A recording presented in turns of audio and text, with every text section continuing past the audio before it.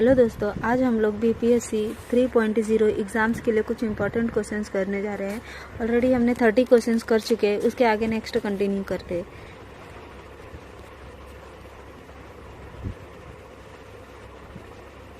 Question number 31 है, एक EVM अधिकतम कितने उम्मीदवारों के लिए पर्याप्त होती है? Option number A 64, option number B 72, option number 3, option number C 36, option number D 24। Option number A is the right answer 64। एक ईवीएम अधिकतम 64 उम्मीदवारों के लिए पर्याप्त होती है। कितने उम्मीदवारों के लिए? 64 उम्मीदवारों के लिए। 64 उम्मीदवारों के लिए। और बैलेटिंग यूनिट की बात करें, बैलेटिंग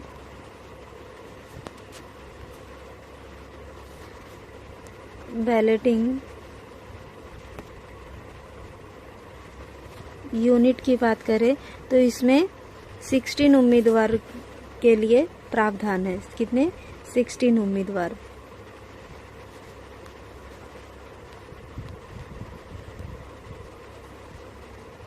ठीक है, नेक्स्ट देखते हैं। नेक्स्ट क्वेश्चन नंबर है 33। क्वेश्चन नंबर 33, भारतीय संविधान में निम्नलिखित में से किस संशोधन द्वारा भाषाई आधार पर राज्यों का पुनर्गठन किया गया था? 3वें, 9वें, 7वें, 5वें। उपयुक्त में से कोई नहीं है, उपयुक्त में से एक से अधिक। तो इसका सही आंसर है ऑप्शन नंबर सी 7वें। भारतीय संविधान 7वें संशोधन द्वारा भाषाई आधार पर राज्यों का पुनर्गठन किया गया था।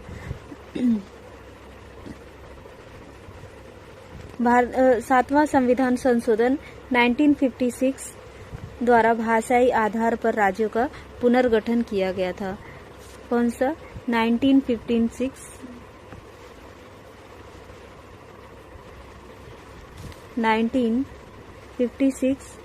द्वारा जो है भाषाओं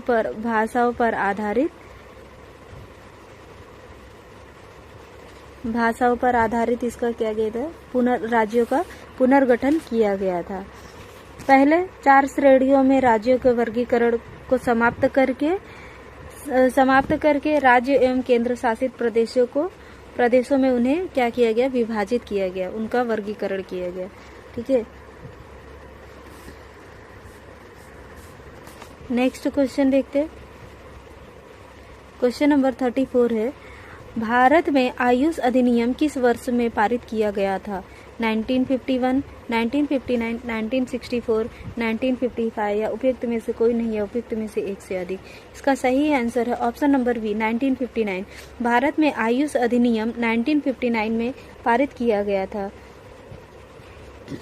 1959 में पारित किया गया था। कब पारित किया गया था? आयुष अधिनियम जो है 1959 में पारित किया गया था।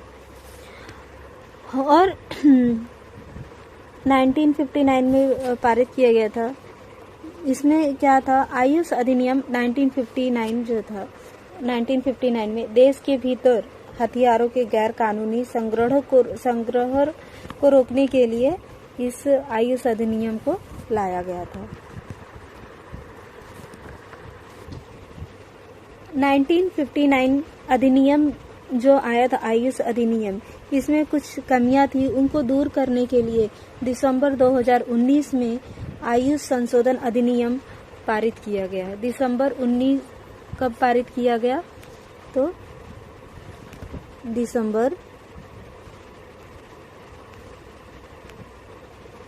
दिसंबर 2019 में आयुष संशोधन अधिनियम पारित किया गया। क्या पारित किया गया? आयुष संशोधन अधिनियम पारित किया गया।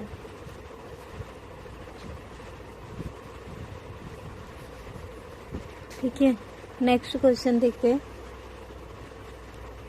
क्वेश्चन नंबर 35 है, भारत सरकार द्वारा कितने अल्पसंख्यक बहुल जिले सूचीबद्ध है? 74, 86, 120, 90। क्वेश्चन नंबर 35 का राइट आंसर है 90। भारत सरकार द्वारा 90 अल्पसंख्यक बहुल जिले सूचीबद्ध है।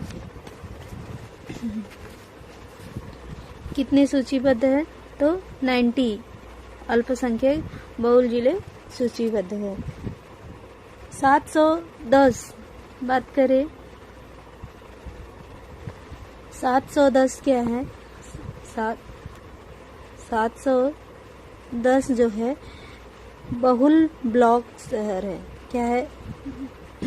710 बहुल ब्लॉक है। 710 बहुल ब्लॉक है।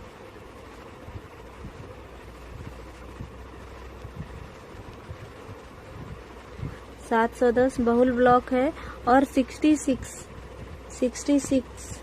जो है वो अल्पसंख्यक बहुल शहर है।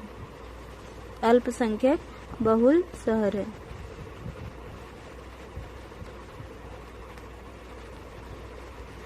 ठीक है, ये ध्यान में रखेंगे। 710 बहुल ब्लॉक है और 66 बहुल शहर है। और बात करें कि कुल कितने सूचीबद्ध है, भारत सरकार द्वारा कुल कितने अल्पसंख्यक बहुल जिले सूचीबद्ध है, तो 90 है। कितने हैं? 90। इसका सही आंसर है option number D. Option number D is the right answer. Next question पे चलेंगे।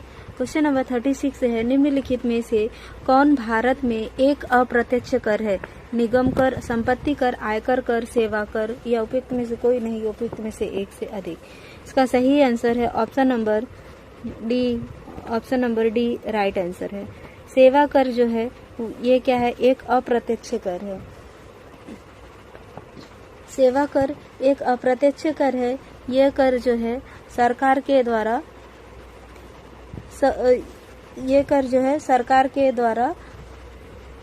सरकार द्वारा एक मध्यस्थ से वसूला जाता है। सरकार के द्वारा एक मध्यस्थ से वसूला जाता है और सीधे सरकार को हस्तांतरित नहीं किया गया और सीधे सरकार के हाथों में नहीं दिया जाता है। अप्रत्यक्ष कर के उदाहरण क्या है? एक तो ये सेवा कर है और दूसरा क्या है? बिक्री कर। दूसरा कौन सा कर है? उदाहरण बिक्री कर। ये भी अप्रत्यक्ष कर के उदाहरण है। ठीक है, नेक्स्ट क्वेश्चन देखते हैं। क्वेश्चन नंबर 37 है, वह दर जिस पर बैंक विनिमय बिलों या अन्य वाणिज्यिक पत्रों को खरीदने या बदलने के लिए तैयार रहती है, उसे क्या कहते हैं? तो ऑप्शन नंबर ए है रिवर्स रेपो दर, बैंक दर, नकदी आरक्षित निधि अनुपात। ऑप्शन नंबर डी है रेपो दर। ऑप्शन नंबर ई है उपयुक्त में से कोई नहीं है, उपयुक्त में से एक से अधिक। क्वेश्चन नंबर 37 की बात करें तो इसका सही आंसर है option number B. Option number B bank दर। बैंक दर जो है, बैंक दर वह दर जिस पर बैंक विनिमय बिलों या अन्य वाणिज्यिक पत्रों को खरीदने के लिए या बदलने के लिए तैयार रहती है, उसे हम क्या कहते हैं? तो बैंक दर कहते हैं। क्या कहते हैं? बैंक दर कहते हैं। ठीक है, नेक्स्ट क्वेश्चन देखते हैं। क्वेश्चन नंबर 38 है। क्वेश्चन नंबर 38 है, नीति आयोग में नीति से तात्पर्य है। Option number A national institution for transforming India, national information and technology institute, national institution for technical information, new institution for transforming India. Option number E उपयुक्त में से कोई नहीं है, उपयुक्त में से एक से अधिक। इसका सही आंसर है option number A national institution for transforming India. National institution for transforming India. NITI Aayog जो है, नीति आयोग का तात्पर्य क्या है? National institution for transforming India. ठीक है, यह भारत सरकार द्वारा कब गठित किया गया? तो भारत सरकार द्वारा 1 जनवरी 2015 को किया गया। 1 जनवरी 2015 को गठित किया गया। ठीक है,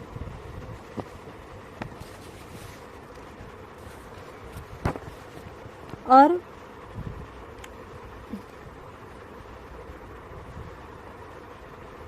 इसे जो है योजना आयोग के स्थान पर बनाया गया है।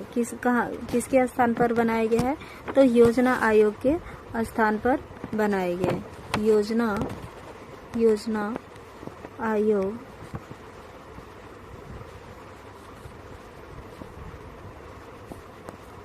योजना आयोग के स्थान पर बनाया गया। ठीक है, नीति आयोग को किसके स्थान पर बनाया गया? तो योजना आयोग के स्थान पर बनाया गया है। और इसके अध्यक्ष कौन होता है? आपसे पूछा जाए कि आयोग, नीति आयोग या योजना आयोग जो इसके अध्यक्ष कौन होता है? तो इसके अध्यक्ष जो होते हैं वो कौन होता है? प्रधानमंत्री होते हैं। कौन होता है? प्रधानमंत्री होते हैं।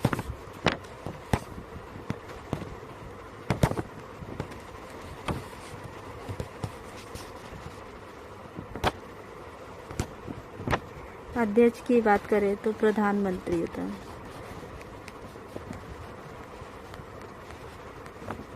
ठीक है, नेक्स्ट क्वेश्चन देखते हैं।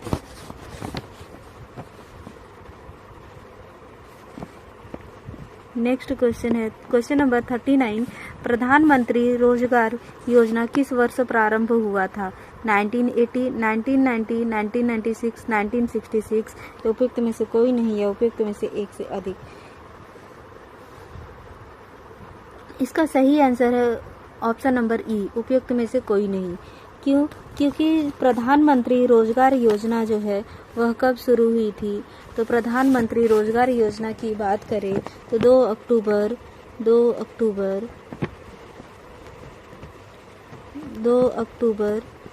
1993 को हुई थी। 2 अक्टूबर 1993 ईस्वी को हुआ था।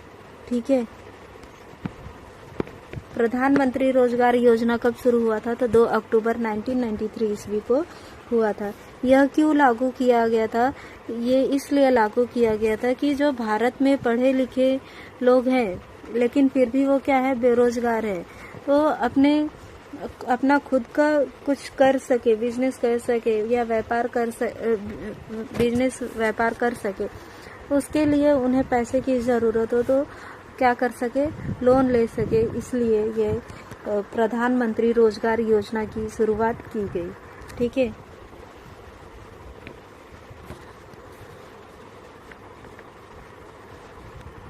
क्वेश्चन नंबर 40 है।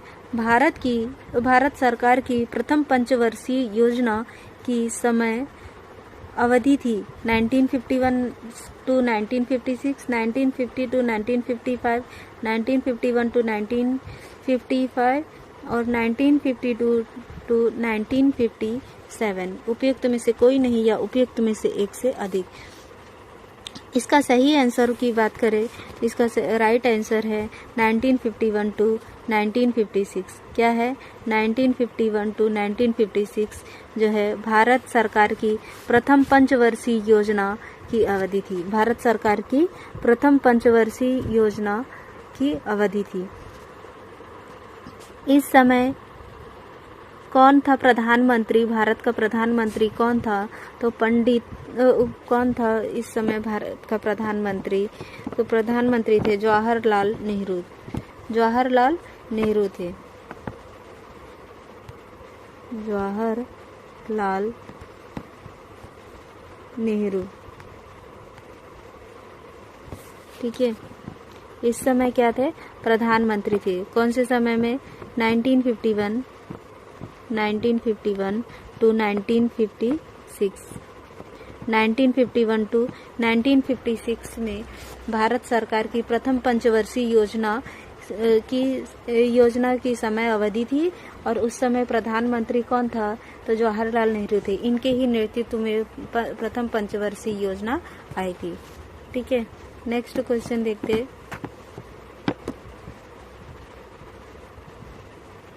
क्वेश्चन नंबर 41 है, त्वरण की SI इकाई है।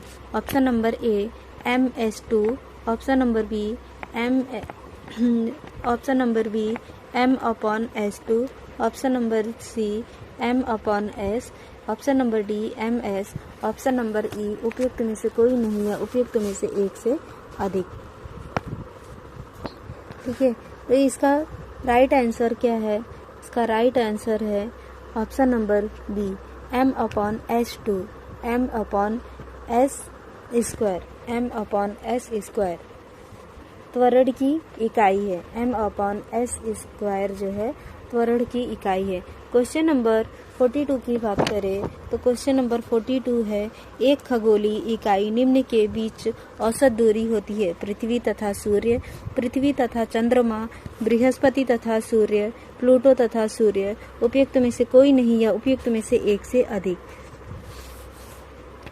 इसका राइट आंसर है option number A. Option number A, पृथ्वी तथा सूर्य एक खगोलीय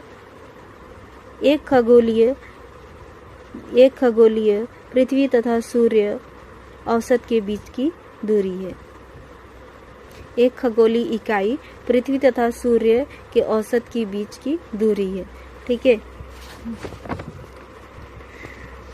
बात करें क्वेश्चन नंबर 43 की तो क्वेश्चन नंबर 43 है, कोई पिंड इस प्रकार गति करता है कि उसके द्वारा चली गई दूरी लिए गए समय के वर्ग के अनुक्रमानुपाती है। इस पिंड की गति के विषय में क्या निष्कर्ष निकाला जा सकता है? ऑप्शन नंबर ए, पिंड शून्य त्वरण से तापमान है, पिंड का त्वरण नियत है, पिंड बढ़ते त्वरण से गति कर रहा है, पिंड घटते त्वरण से गति कर रहा है। उपयुक्त में से कोई नहीं या उपयुक्त में से एक से अधिक। इसका सही आंसर है ऑप्शन नंबर बी, पिंड का त्वरण नियत है। पिंड का त्वरण नियत है। क्वेश्चन नंबर 43 है, कोई पिंड इस प्रकार गति करता है कि उसके द्वारा चली गई दूरी लिए गए समय के वर्ग के अनुक्रमानुपाती है। इस पिंड की गति के विषय में क्या निष्कर्ष निकाला जा सकता है? पिंड शून्य त्वरण से गतिमान है, पिंड का त्वरण नियत है, पिंड बढ़ते त्वरण से गति कर रहा है, पिंड घटते त्वरण से गति कर रहा है। उपयुक्त में से कोई नहीं है, उपयुक्त में से एक से अधिक। इसका सही आंसर है ऑप्शन नंबर बी, पिंड का त्वरण नियत है। पिंड का त्वरण नियत है। नेक्स्ट क्वेश्चन देखते हैं। क्वेश्चन नंबर 44 है, वह उपकरण जो यांत्रिक ऊर्जा को विद्युत ऊर्जा में परिवर्तित करता है डैश कहलाता है? Option number A, generator, option number B, motor, option number C, ammeter, option number D,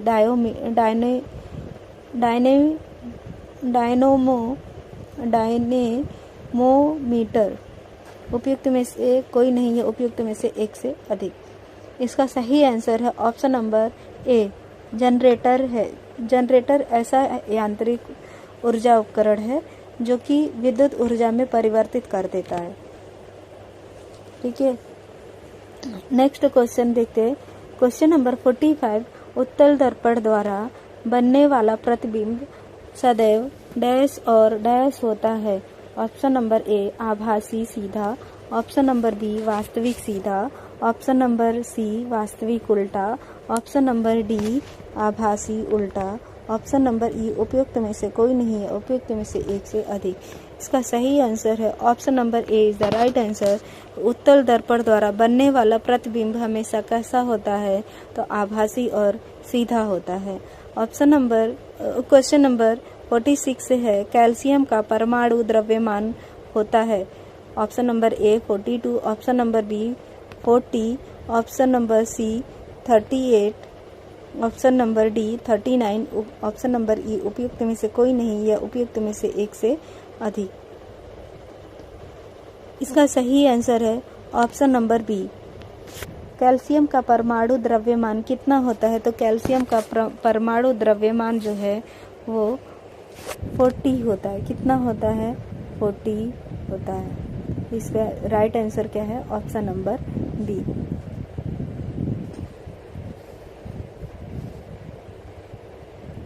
परमाणु द्रव्यमान इसका 40 होता है और परमाणु क्रमांक कितना होता है? बात करें परमाणु क्रमांक की,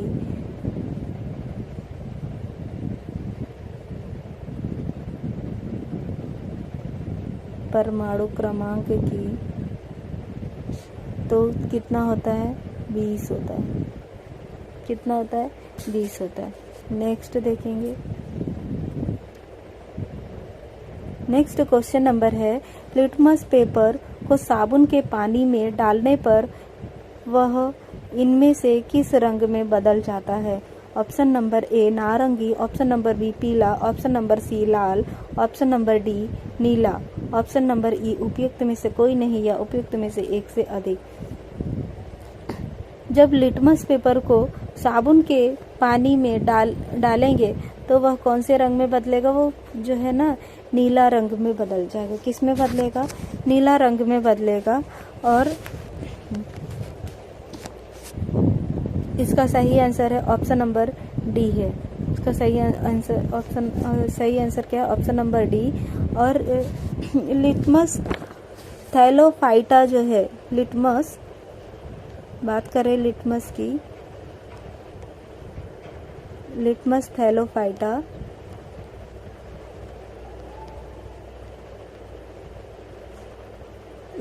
थैलोफाइटा की बात करें तो ये कहाँ से लिया गया, कहाँ से प्राप्त होता है?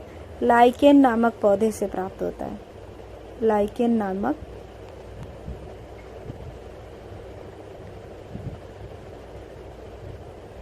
नाम का एक पौधा होता है, उससे प्राप्त होता है। ठीक है,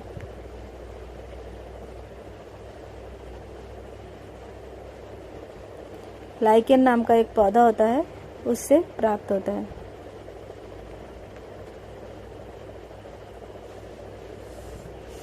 नेक्स्ट देखते हैं।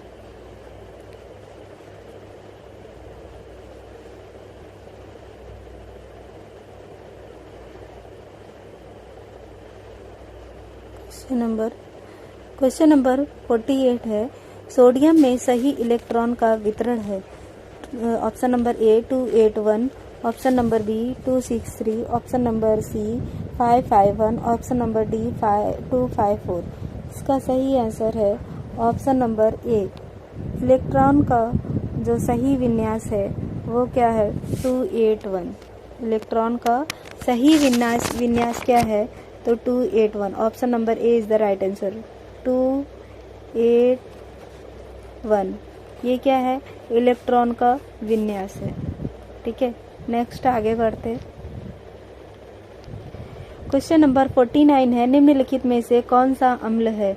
Option number A H2O, option number B H2SO4, option number C NaCl, option number D Na2CO3, option number E उपयुक्त में से कोई नहीं या उपयुक्त में से एक से अधिक। इसका सही आंसर है ऑप्शन नंबर बी।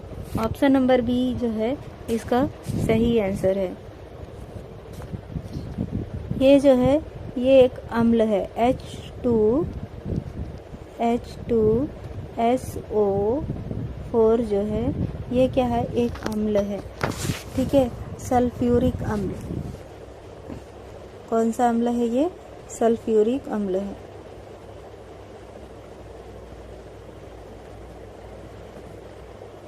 ठीक है, सल्फ्यूरिक अम्ल है। और यह कैसा होता है? रंगहीन होता है। रंगहीन होता है।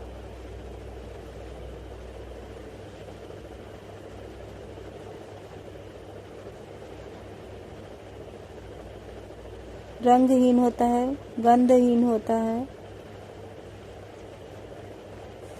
रंगहीन होता है, गंधहीन होता है और तेल जैसा भारी होता है। भारी तरल पदार्थ है। तेल जैसा क्या है? भारी तरल पदार्थ है।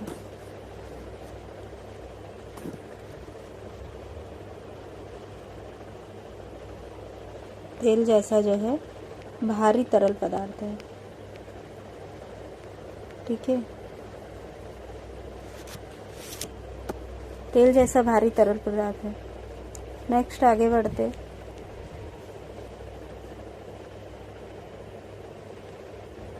क्वेश्चन नंबर 50 है, एंटोमोलॉजी का विज्ञान किसका अभ्यास करता है? मानव व्यवहार, कीड़े मकोड़े, प्रौद्योगिकी और वैज्ञानिक परिभाषा का मूल एवं इतिहास, खड़कों की रचना। उपयुक्त में से कोई नहीं है, उपयुक्त में से एक से अधिक। जो एंटोमोलॉजी है ना वो कीड़े मकोड़े की अध्ययन करता है, अभ्यास करता है। तो इसका सही आंसर क्या होगा? Option number B. Option number B क्या है? सही आंसर है। नेक्स्ट आगे बढ़ते। क्वेश्चन नंबर 51 है,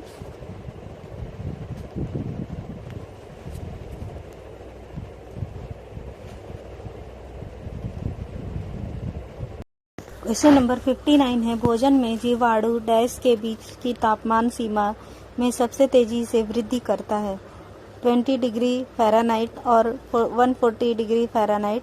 option number B 40 degree Fahrenheit और 140 degree Fahrenheit. Option number C 100 degree Fahrenheit और 140 degree Fahrenheit. Option number D 30 degree Fahrenheit और 140 degree Fahrenheit. Option number E उपयुक्त में से कोई नहीं या उपयुक्त में से एक से अधिक। इसका सही आंसर है option number B 40 degree Fahrenheit और 140 डिग्री फ़ारेनहाइट। जीवाणु में भोजन में जीवाणु के बीच की तापमान सीमा में सबसे तेजी से वृद्धि करता है। Option number D is the right answer.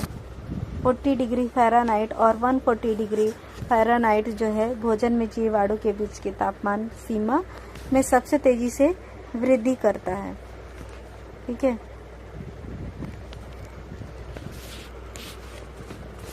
Next question की बात करें।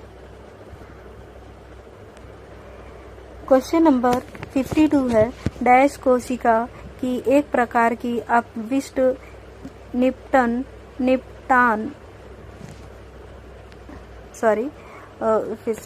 क्वेश्चन नंबर 52 है, कोशिका की एक प्रकार की अपशिष्ट निपटान प्रणाली है, राइबोसोम, माइटोकांड्रिया, लाइसोसोम, गाल्गी तंत्र।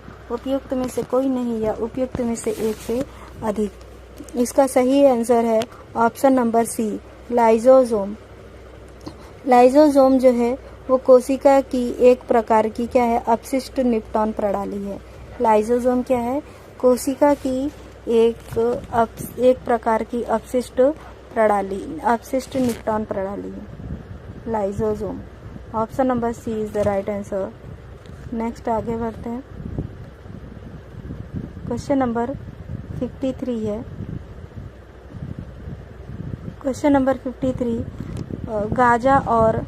गाजर और आम इनका विपुल स्रोत है, vitamin A, vitamin B, vitamin C, vitamin D. Option number A right answer. गाजर और आम किसका विपुल स्रोत है, तो विटामिन ए का विपुल स्रोत है। बात करें विटामिन ए, तो विटामिन ए की कमी से कौन सा रोग होता है, विटामिन ए की कमी से जो होता है, विटामिन ए की कमी से कौन सा रोग होता है, तो रतौंधी रोग होता है। कौन सा रोग होता है, रतौंधी रोग होता है।